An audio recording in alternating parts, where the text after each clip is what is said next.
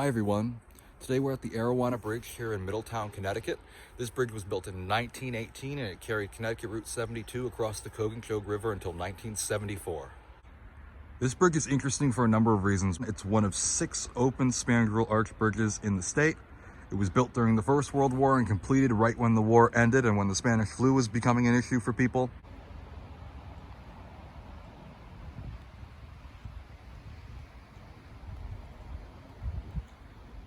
The Arrawanna Bridge carried traffic over the Cogencogh River for over 50 years, but by the late 1960s it was obsolete and too narrow. The needs of traffic demanded a new bridge to be built. Since Route 72 was a state road, this project was undertaken by the Connecticut Department of Transportation, which was still a very young organization at the time. They had just replaced the Connecticut Highway Department in 1966 and 1967. At first, the city of Middletown wasn't really about this, and in the early 70s, Mayor Sbona kind of dragged his feet with letting the state go through with this project. As the early 70s crept on, the plan was eventually approved, and the Connecticut Highway Department went to work with hiring out contractors to begin construction of Newfield Street, bypassing here Route 72 Berlin Street. The Department of Transportation's original plan with this bridge was to demolish it. Believe it or not, the only reason this bridge is still here today is thanks to the actions of one local man named John Payton, who back in 1974 wrote the mayor of Middletown to see if he could get the state to preserve this bridge as a walking path and as a bike path. Mayor Sbona agreed and followed through with this request. In 1974, he petitioned the State Department of Transportation to preserve this bridge, and it worked. The state decided to hear Sbona out and inevitably left the bridge here, which is why I'm here standing on it today.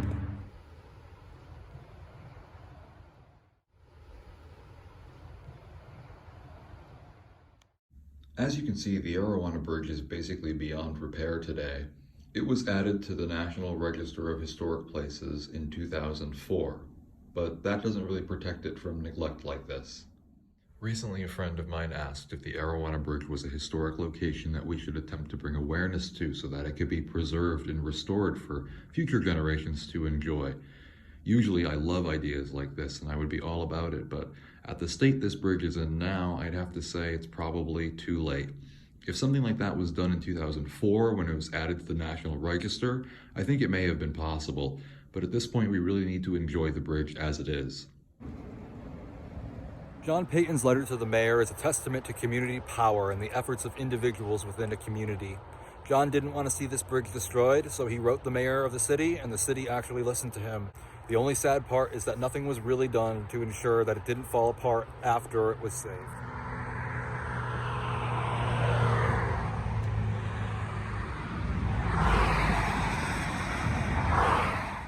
It's really difficult for me to emphasize just how overgrown this structure is now. It's honestly kind of charming just how neglected this spot is. It sounds strange to say that, but it looks just otherworldly, slightly apocalyptic in a sort. The Cogencogh River at this point is so lush and green, and despite it being a very polluted river, it's beautiful. And I can't imagine what it was like back in time when this was all clear-cut on both sides of the river, and this bridge stood tall over the landscape. It's very interesting, and here in the summer of 23, we're coming up on nearly 50 years of this bridge being abandoned, and it sure looks it. I wish that this spot was taken care of, but I'm happy that I get to experience what it's like in this state.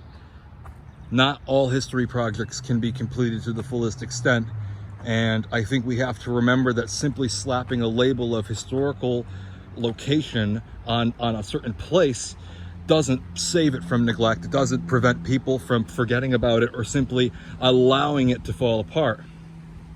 So, this really hasn't been paved since the 1970s. This is the original blacktop that was here when the very last cars took their ride across this bridge before they closed it in 1974.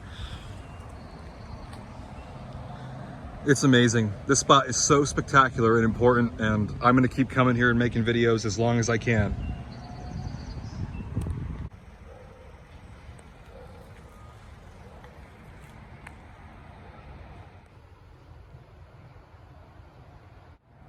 The Arrawanna Bridge is truly one of the most beautiful places I've visited throughout this series, and it is one of my favorite places that I've discovered by accident driving down Route 3 and seeing it one day.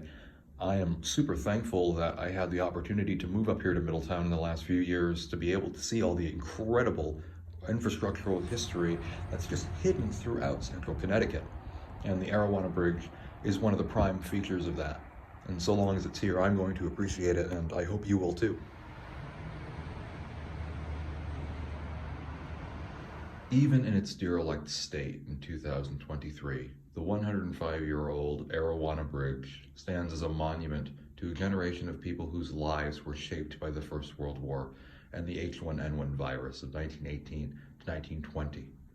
It's also a monument to a period between the 1930s and the 1980s where the Connecticut highway system and the interstate system, starting in the 50s, really began to come into their own as we know them today, for good and for bad.